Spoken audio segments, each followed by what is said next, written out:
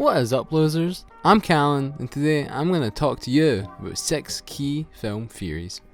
I'll be covering aesthetics, genre, narrative, auteur theory, and allegory. Let's jump right into it.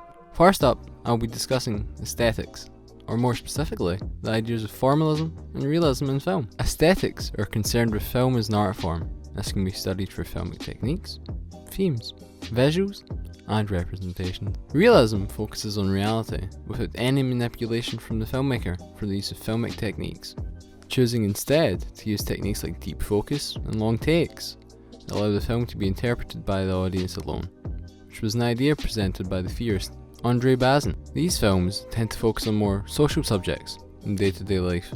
Formalism, on the other hand, falls on the complete opposite end of the spectrum, arguing that the artistic value of film comes from how filmic techniques can be used to reshape the way the audience sees reality.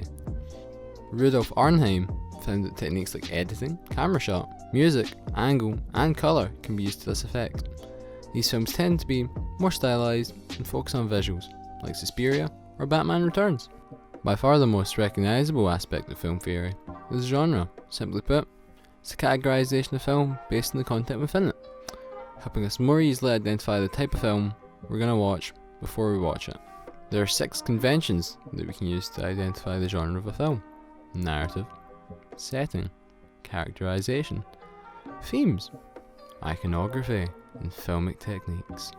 So how can we tell that a film is, let's say, a western? First, we'll start with the setting. You'll usually find that these are set around the latter half of the 19th century, in a small western town.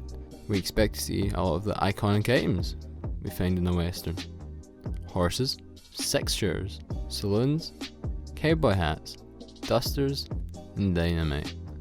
The narratives of these films tend to follow the same beats. Our lone hero comes into town to clean up the misdeeds of a local gang and restore the town to its former glory. At the core of each film is narrative.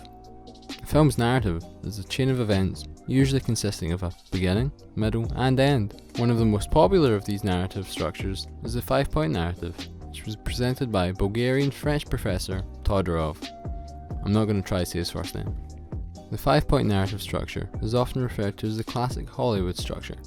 I'll present these 5 points from my favourite film, Halloween. Within the equilibrium of the film, we're introduced to our protagonist, Laurie Strode. We're given exposition on our status, our friends, and our lifestyle, while also finding out about our villain, Michael Myers. The disruption of the film is when Michael escapes from hospital, comes back to town, and starts stalking Laurie Strode, bringing us onto our second act, which consists of the ups and downs of our characters, with the recognition of our disruption as Michael stalks and kills our protagonist's closest friends. At the high point of the film, the attempt to repair the disruption is when Dr. Sam Loomis, with the Chief of Police, start to hunt down Michael Myers. And then, as the film comes to a close, a new normality is established. Michael Myers has been shot off the balcony by Dr. Loomis and disappears to kill another day. Behind some films are auteurs. These are individuals who fall under the auteur theory. This is the idea that a film should be the single creative vision of one person. This could be assessed by 3 premises: technical competence, coherent style, and interior meaning / thematic patterns. Technical competence is the most basic of these, essentially being the director's mastery of the filmmaking process. Next is probably the most noticeable of these premises: coherent personal style. These are the signature traits of the director and can range from the camera work, like shot size, angle, and composition, to mise-en-scene. Lastly is interior meaning / reoccurring thematic patterns. The themes of an auteur's filmography are often shaped by the things they've experienced and the person they are. Andrew Saris popularised this idea for the work of French critics. However, the auteur theory does have some major criticisms, though the main one being that it essentially sidelines the rest of the people working on the film, choosing to call the director the single person behind it, devaluing the roles like screenwriter, editor, cinematographer, and composer. Lastly, but certainly not least, is allegory.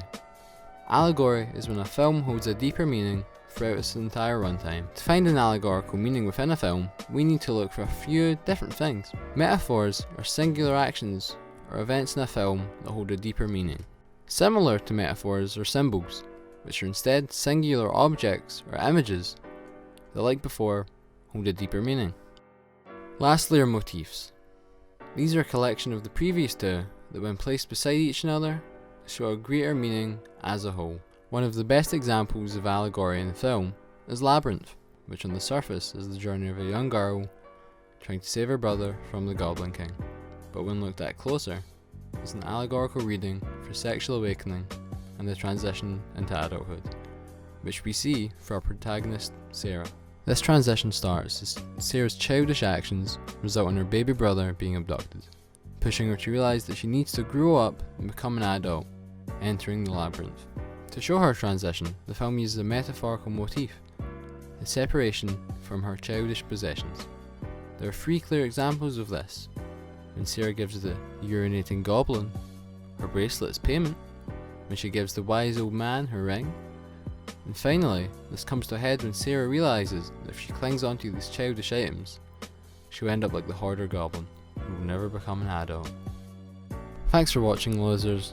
Don't forget to like and subscribe, and remember, get ripped or get lost.